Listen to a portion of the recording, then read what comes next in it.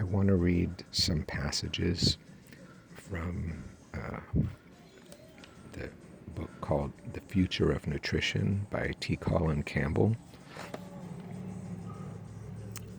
He's a nutritional biochemist, professor emeritus from Cornell, from chapter 5, titled The Cult of Animal Protein, which is something that anybody who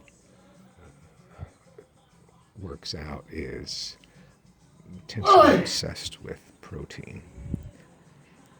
So I'm just going to kind of read it straight from the text.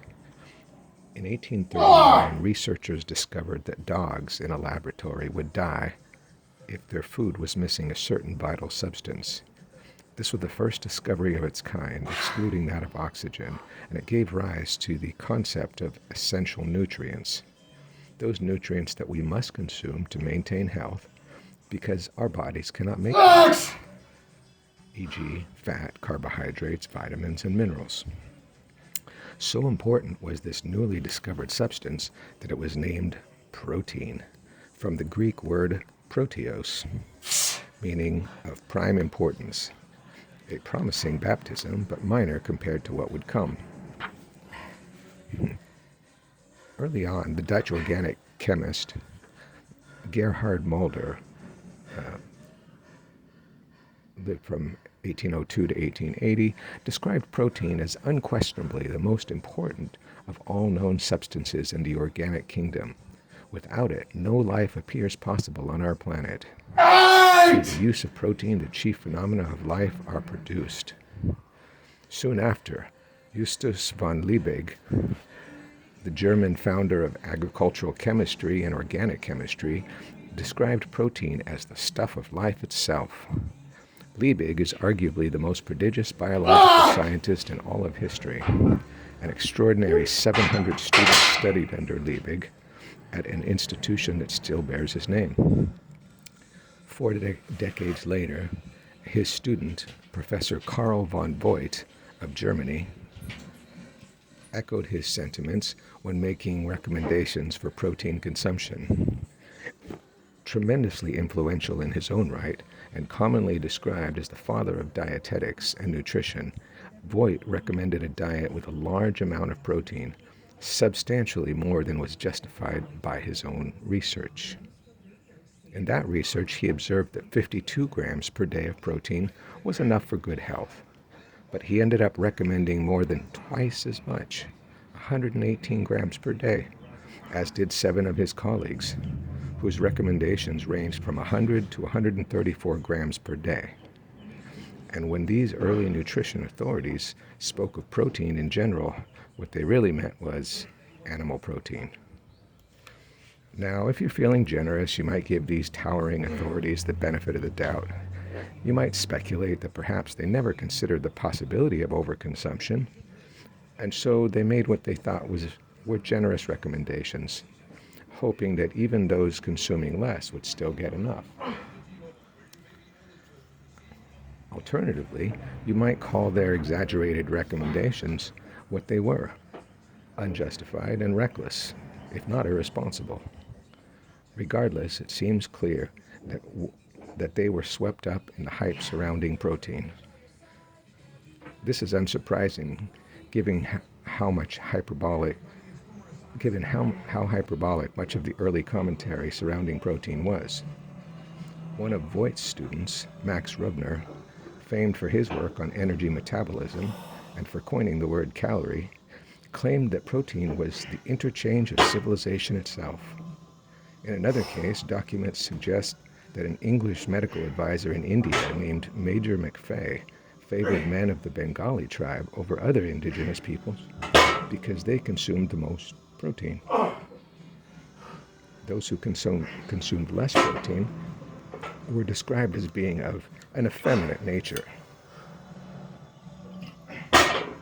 Likewise, he described the inferior races of the world as those that did not consume any animal protein. As did H. Mitchell, a highly influential American nutrition researcher who developed the standard equation for determining the nutritional value of protein, from animal sources, as discussed later in this book. Whatever the motives of their champions, these early attitudes have had tremendous consequences. These men were, after all, the most influential figures in the field, and their intellectual descendants are beyond counting. To give you an idea of how far their influences spread, consider another student of Voigt's, W.O. Atwater. Atwater went on to found the first nutrition programs at the USDA, programs that still, more than a century later, influence the conduct of the organization's U.S. Dietary Guidelines Advisory Committee. One of today's professional honors in nutritional science is the annual W.O. Atwater Memorial Lecture hosted by the USDA. This lineage in and of itself is not the problem. So long as the field could evolve, it wouldn't matter so much whether early enthusiasm for protein was excessive. Unfortunately, the field has shown a stubborn inability to move beyond that early enthusiasm, despite a great deal of subsequent research showing that enthusiasm to be excessive both then and now. Since Atwater, through the establishment of food and nutrition programs during World War II to modern times, USDA nutrition scientists have continued to beat the drums for high-protein foods, especially animal-based foods, meat, dairy, and eggs. The Basic 7 Food Groups guidelines, introduced in 1943, recommended daily servings of 2 to 3 glasses of milk for adults and 3 to 4 for children, 3 to 5 eggs, at least 1 serving of meat, cheese, fish, or poultry, modest servings of vegetables, fruits, whole grain, breads, and occasionally dried beans, peas, or peanuts. These recommendations, in principle, are not that different from today's, except now the USDA favors even higher levels of dietary protein that can only be met with greater consumption of animal products. Animal protein. Recall the upper limit of 35% discussed in Chapter 4. The pattern of overconsumption set by Carl von Voigt and his contemporaries in the late 1800s has held steady, despite many consequences, and shows little sign of slowing down. Americans continue to eat protein far in excess of the amount proven to maintain optimal health, which is 17 to 18% of, they're recommending 17 to 18% of calories versus the 8 to 10% recommended and the 5 to 6% required to balance nitrogen losses. Though different metrics have been used to express protein requirements and recommendations, e.g. grams per kilogram of body weight, grams per day, the most appropriate metric expresses protein as a proportion of total calories, which references the kind of diet being used. Recommendations of specific quantity should be avoided. They only present more confusion. Infer isolated and independent activities of protein that do not differentiate the nutritional activities of animal and plant sources, and encourage protein supplementation. The primacy of animal protein compared to both plant protein and other nutrients has become so normalized that it's almost compulsive.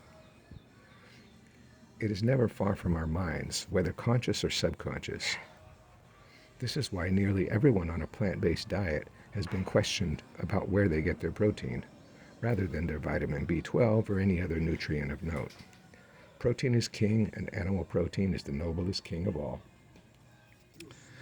The just, disciplined, and virile king that every peasant dreams of. In its ascendancy to that position, it has infected our scientific measurements, our language, and our policy. We continue to bend over backward to maintain the outsized celebration granted to animal protein from its earliest days and rationalize it as superior to plant protein. In a subsequent video, I'll go through a section that he has, which pretty much comes next, which discusses the whole idea of high quality protein, what that means, and where they get that that evidence or lack thereof from. So For the time being,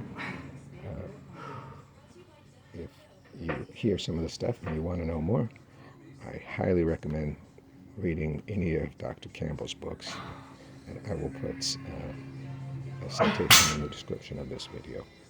Okay, thank you.